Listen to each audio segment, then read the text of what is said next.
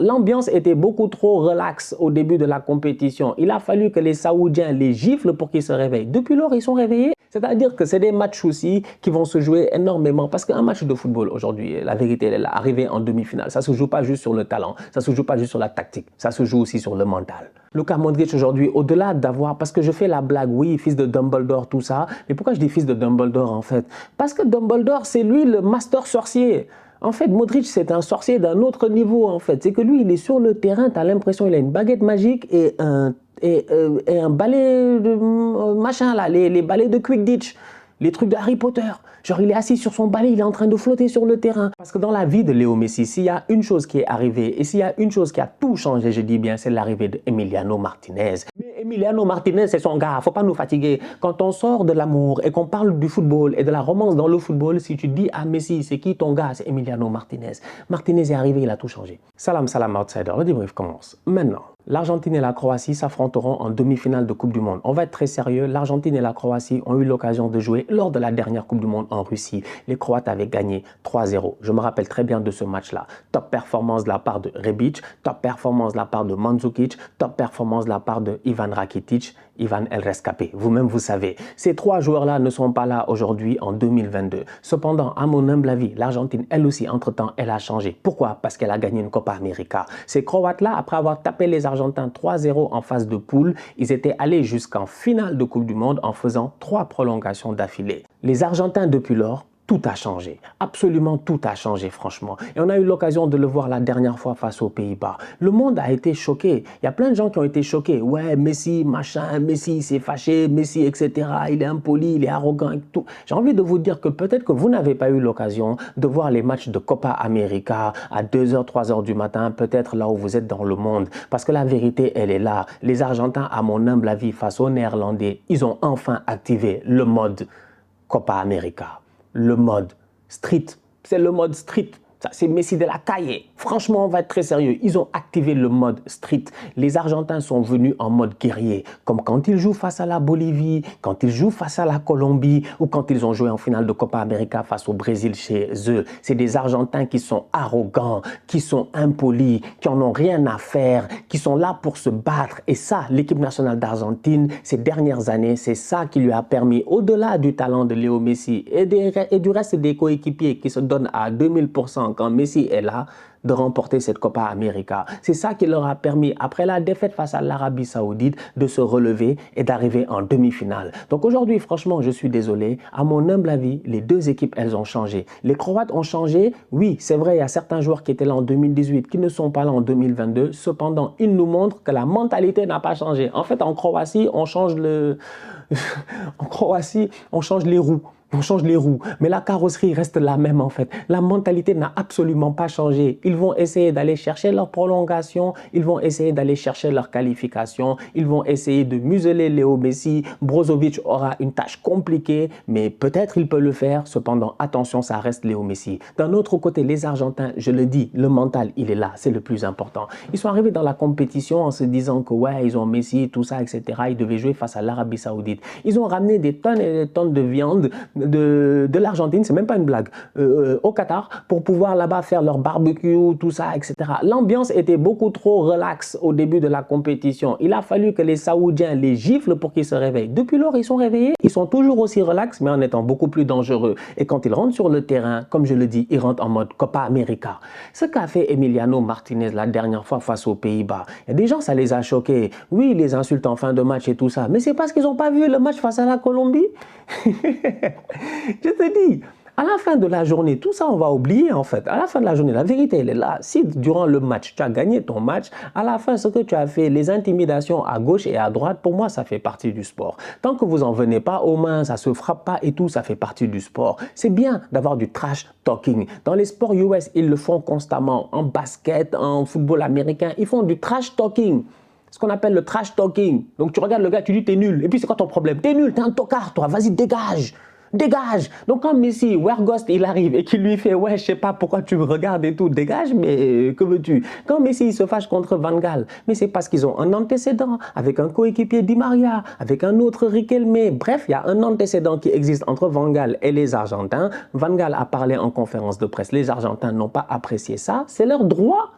Si ça les a motivés, tant mieux, parce qu'après, ils sont allés gagner le match. Donc, à la fin de la journée, moi, je dis, toute motivation que tu peux aller chercher en Coupe du Monde, je pense qu'elle est importante. Et maintenant, aujourd'hui, les Argentins, ils sont juste devant les yeux du monde et il y a des gens qui sont choqués, alors qu'en réalité, ils ne font qu'appliquer, ils n'ont fait que sortir leur tempérament qu'ils ont chez eux depuis ces dernières années. Et c'est ça qui font qu'ils sont difficiles à battre. Et aujourd'hui, face à la Croatie, pour moi, c'est deux équipes de tempérament qui s'affrontent. Pour moi, ça va être un match très difficile. Franchement, vous-même, vous me connaissez, j'aime pas faire des prédictions, tout ça, machin. Mais je dis encore prolongation. Comme j'ai eu à prédire la dernière fois les prolongations entre la Croatie et le Brésil, je sens les prolongations. Je sens les prolongations. Ça va être un match très, très fermé. À moins que Léo Messi en décide autrement. Parce qu'à la fin de la journée, Messi, il fait ce qu'il veut. C'est ça le problème. C'est ça le problème. Et je pense que la défaite 3-0 d'il y a 4 ans, ça leur a fait mal, les Argentins. Donc ça aussi, ça peut les motiver. Hein. Attention, eux, en ce moment, ils cherchent toute motivation. En fait, les Argentins, là, je vous dis, ils sont passés en mode boy de la cahier. Ils sont passés en mode boy de la street, franchement. Là, ils cherchent toute motivation possible. Là, tu leur remontres le match où les Rakitic, Modric et Rebic les ont tapés 3-0. Tu vas voir qu'ils vont être déterminés quand ils vont rentrer sur le terrain. Surtout si ils savent que peut-être après, derrière, ils vont peut-être jouer la France, qui eux aussi les avait tapés sur le chemin de la victoire en 2018, avec un Mbappé exceptionnel. Donc c'est pour dire à quel point aujourd'hui, moi je dis ce match-là peut pencher des deux côtés. Attention au milieu de terrain croate qui est juste sensationnel. Depuis le début de la compétition, ils nous le montrent, ils sont très forts. Ils sont très forts. Modric est très fort. Modric est très intelligent. Modric sait supporter ses coéquipiers. Modric sait bien se positionner. Luka Modric aujourd'hui, au-delà d'avoir, parce que je fais la blague, oui, fils de Dumbledore, tout ça. Mais pourquoi je dis fils de Dumbledore en fait? Parce que Dumbledore, c'est lui le master sorcier. En fait, Modric, c'est un sorcier d'un autre niveau, en fait. C'est que lui, il est sur le terrain, tu as l'impression qu'il a une baguette magique et un balai de machin, là, les balais de Quidditch, les trucs de Harry Potter. Genre, il est assis sur son balai, il est en train de flotter sur le terrain. Parce qu'à chaque fois qu'il y a un problème, tu te retournes, tu as un Modric à côté de toi. Il est comme Antoine Griezmann, en fait. Il est comme Antoine Griezmann en ce moment. Il soutient ses coéquipiers offensivement et défensivement. C'est un lion, c'est un joueur exceptionnel.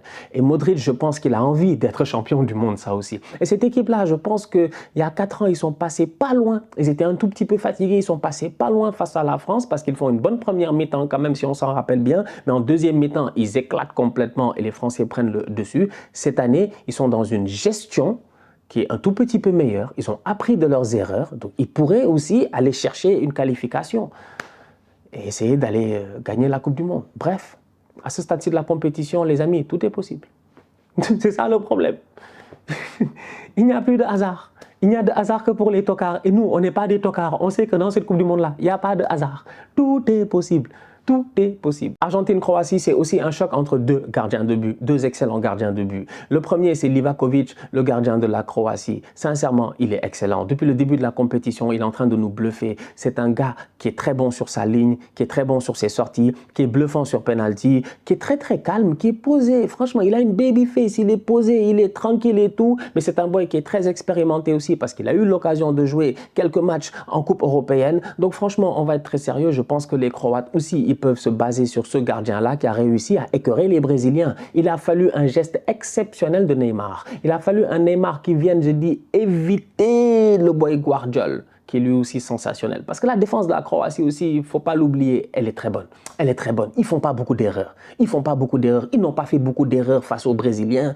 C'est Neymar avec son talent qui réussit à nous bluffer. Et on sait que Messi a ce talent-là, et même beaucoup plus, donc il est capable de le faire. Mais ils ne feront pas beaucoup d'erreurs. Guardiola est excellent depuis le début de la compétition. Il a seulement 20 ans. C'est un très bon joueur qui certainement, l'été prochain, va coûter très très cher. Je pense que plein de clubs vont essayer d'aller le chercher. Comment il s'appelle à côté, le tonton Lovren, il a de l'expérience. L'ami de Mohamed Salah, je dis bien, il a énormément d'expérience. Et Livakovic, c'est une assurance. C'est une assurance. Il fait partie des meilleurs gardiens de cette compétition. Livakovic, Bonou, il y a des gars qui nous ont bluffés. Et Livakovic, pour moi, peut être une des clés de ce match-là. Il a réussi à quand même pousser la prolongation. Il a poussé la prolongation quand même en faisant plusieurs arrêts. Les Brésiliens, après le 1-0, ils peuvent aller à 2-0. Et avant ça, ils peuvent même mettre un but un peu plus tôt. Cependant, ils tombent sur un excellent gardien de but. Ça peut être un point qui est très, très important. Attention à Juranovic, le latéral droit. On n'en parle pas beaucoup dans cette compétition, c'est vrai. Achraf Hakimi, tout ça, il y a des top latéraux, tu vois, sur le côté. Mais le boy Juranovic, il est très fort. Franchement, il est très très fort. Attention à lui. En face de lui, je pense qu'il aura peut-être, pas Acuna, mais peut-être Tagliafico. On va voir ce que ça va donner. Mais sincèrement, c'est un très bon joueur de football. De l'autre côté, quand je parle d'un duel entre deux gardiens de but, Livakovic nous a bluffé. Mais que dire de Emiliano Martinez? Parce que dans la vie de Léo Messi, s'il y a une chose qui est arrivée et s'il y a une chose qui a tout changé, je dis bien, c'est l'arrivée de Emiliano Martinez. Messi a rencontré Antonella, elle lui a donné une famille exceptionnelle et je sais que Messi est très heureux. J'imagine avec sa femme, il n'y a aucun problème. Mais Emiliano Martinez, c'est son gars, il ne faut pas nous fatiguer. Quand on sort de l'amour et qu'on parle du football et de la romance dans le football, si tu dis à Messi, c'est qui ton gars? C'est Emiliano Martinez. Martinez est arrivé, il a tout changé. Il a tout changé. Lui, depuis qu'il est arrivé, les gars gagnent. La vérité, elle est là. Emiliano Martinez, dans les grands soirs, c'est un excellent gardien de but. Il a une détermination exceptionnelle. Il est indiscipliné. Il a du trash talking en lui. Moi, je ne comprends pas. Il est resté sur le banc d'Arsenal pendant des années et des années. C'était un gardien numéro 2. Incroyable. Il a fallu la blessure de Bernd Leno, non, si je ne me trompe pas à un moment donné, pour qu'il commence à briller. Après, on l'a vendu à Aston Villa. Mais il est trop fort. Il est trop fort. En fait, il est imposant, il est fatigant, tu vois, il te parle, en fait, il te parle. Contre les Pays-Bas, il ne voulait pas se battre à un moment donné contre Luuk de Jong, face à face, Emiliano Martinez, Luuk de Jong. Il attrape le ballon, il regarde Luuk de Jong, par terre, Luuk de Jong se relève, il le regarde, il commence à parler. C'est-à-dire que c'est des matchs aussi qui vont se jouer énormément, parce qu'un match de football aujourd'hui, la vérité, elle est là, arrivé en demi-finale, ça ne se joue pas juste sur le talent, ça ne se joue pas juste sur la tactique, ça se joue aussi sur le mental. Est-ce que tu es capable de monter sur le mental de ton adversaire? Des Argentins là qui, eux, ils montent sur le mental des Sud-Américains depuis près de 2-3 ans. Ils sont en train de traumatiser les gars dans le quartier. Ils ont changé. Ils ont changé. Avant, c'était les Chiliens qui traumatisaient les gars. Aujourd'hui, les Argentins, ils traumatisent tout le monde. Tout le monde. Dans la Croatie, eux aussi, vous savez, c'est des bandits. Les Brozovic, les Kovacic, tout ça, c'est des bandits. Vous-même, vous le savez. C'est un match entre deux équipes qui sont chaudes. C'est deux peuples qui sont chauds. Ce n'est pas les mêmes populations, c'est vrai, c'est 4 millions contre je ne sais pas combien de millions, mais en termes de football sur le terrain, il y aura du fighting. Il y aura franchement du fighting, j'en suis convaincu. J'espère pas avec les points, mais en termes de football, il y aura de l'impact physique. Ça risque d'être très très chaud. En tout cas, Argentine, Croatie, j'ai hâte de voir ce que ça va donner. Et comme je dis à la fin de la journée, soit c'est Modric qui va en finale de la Coupe du Monde 2 fois d'affilée dans sa carrière, soit c'est Messi qui va en finale de Coupe du Monde pour gagner sa Coupe du Monde. Je ne sais pas. Je ne sais pas. C'est le destin de qui on va voir. Argentine-France en finale, Argentine-Maroc en finale, Croatie-France en finale, non.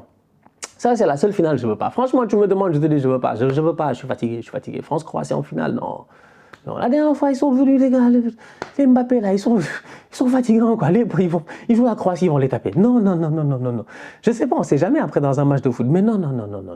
Non, moi, ce que je veux, là, c'est une finale que je n'ai pas vue. Donc un Maroc-Argentine, un Maroc-Croatie, un Argentine-France ou un Argentine-Maroc. Voilà, on va voir ce que ça va donner et que le meilleur gagne. La famille, on se capte très bientôt pour un nouveau débrief. D'ici là, continue à liker, on continue à partager, on s'abonne. On est ensemble, on reste en santé, c'est le plus important. Tous outsiders.